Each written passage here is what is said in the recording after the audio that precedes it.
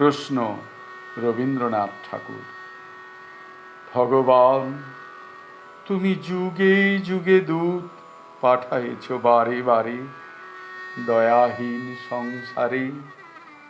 তারা বলে গেল ক্ষমা করো সবে, বলে গেল ভালোবাসো, অন্তর হতে বিদ্বেষ বিষ নাশো। বরণীয় তারা, স্মরণীয় তারা, তবুও বাহির দ্বারে আজি দূত দিনে ফিরানু তাদের ব্যর্থ নমস্কারে। আমি যে দেখেছি গোপন হিংসা কপট রাত্রি ছায়ে হেনেছে নিঃসহায়ে।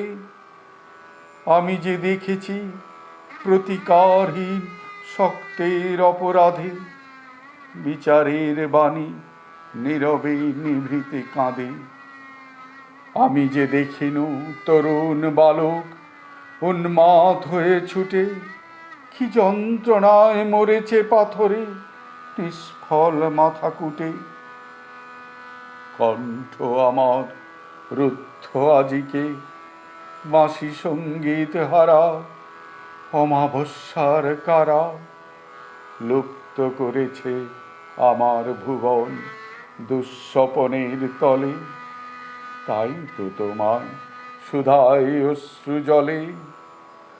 যাহারা তোমার বিষাইছে বায়ু নিভাইছে তব আলো, তুমি কি তাদের ক্ষমা করিয়াছ?